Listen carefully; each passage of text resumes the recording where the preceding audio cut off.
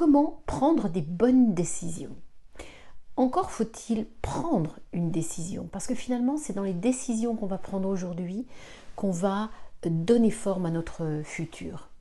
I want you to show me how to get to know someone like you, someone like you. On se rend compte qu'en fait il y a 4 types de comportements par rapport à la prise de décision. Vous voyez très souvent des gens qui vont toujours demander conseil aux autres, que ce soit pour des décisions importantes, mais aussi des décisions moins importantes dans la vie. Toujours peut-être appeler un ami, une amie, ou parler à des mentors ou des coachs, etc. Donc, déléguer quelque part et demander l'opinion de quelqu'un d'autre pour prendre des décisions. Le deuxième schéma va être tout simplement quelqu'un qui ne prendra jamais de décision par peur de se tromper. Alors c'est sûr qu'en ne prenant pas de décision, on pense qu'on ne se trompe pas.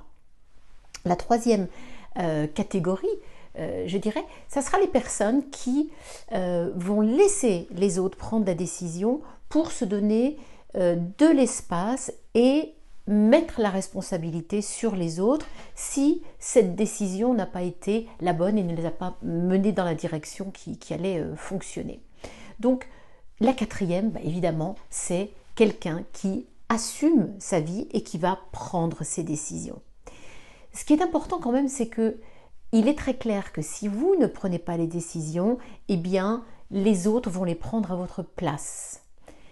Et c'est pas évidemment ce que l'on va souhaiter. Donc tenant compte de ça, il faut juste imaginer que si on ne prend pas les décisions, on sera un peu comme une barque où on ne donne ni coup de rame à droite, ni coup de rame à gauche, et on descend un fleuve et on sera évidemment embarqué, emmené là où l'eau nous mènera, là où le fleuve nous emportera. Ma fille écoutait souvent un groupe de pop rap qui s'appelle Big Flo et Oli dans une chanson qui s'appelle Dommage et qui disait il vaut mieux avoir des remords que des regrets. Et à mon avis, c'est ça la chose la plus importante. Donc prendre des décisions, c'est essentiel pour avancer. Donc à partir de là, je dirais, il y a 4 étapes fondamentales dans la prise de la décision pour que celle-ci soit bonne pour vous. La toute première, ne prenez pas de décision à chaud. Si vous avez une émotion, quelque chose de fort, ne prenez pas une décision à ce moment-là. Par exemple, vous avez une dispute dans votre travail ou une mésentente avec peut-être votre responsable ou votre chef ou votre patron, ou vice-versa, si vous êtes le patron avec quelqu'un de votre équipe. Et vous seriez peut-être tenté de tout plaquer ou de dire « je donne ma démission » ou « ça fait longtemps que je voulais partir, je vais quitter maintenant ». Non, non, dormez dessus, calmez-vous. Toutes ces décisions, et surtout ce genre de décisions, doivent être prises à froid, à tête reposée, au calme. Toujours lié à cette première clé de prendre ces décisions au calme, voyez, une fois que vous êtes tranquille, qu'est-ce qui est essentiel? Prenez des décisions sur des points essentiels, pas du détail. L'émotion vous mène souvent à regarder un tas de détails, c'est confus, c'est fouillis. Attendez d'arriver à l'essentiel. Le deuxième point, une fois que vous avez éliminé les émotions et vous êtes allé à l'essentiel, posez-vous vraiment la question, cette décision, est-ce qu'elle est bonne pour moi? Et mesdames, surtout quand on arrive à cette phase-là de notre vie, on a tellement pensé aux autres jusqu'à maintenant, à notre famille, à notre conjoint, à nos équipes, à nos confrères, consoeurs, peu importe, qu'il est temps aujourd'hui de vous poser la bonne question.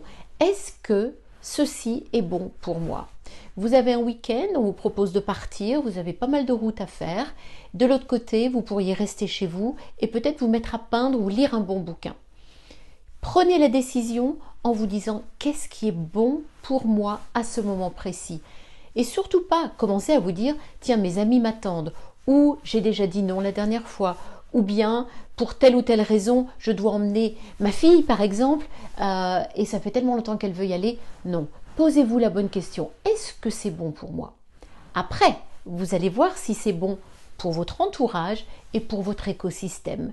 Donc, mettez-vous vraiment au milieu, au centre de vos décisions. Ça sera fondamental parce qu'une personne qui prend les bonnes décisions, et c'est là qu'on va arriver à la clé numéro 3, eh bien la bonne décision est une décision qui vous donne de la sérénité, de la paix et de la joie.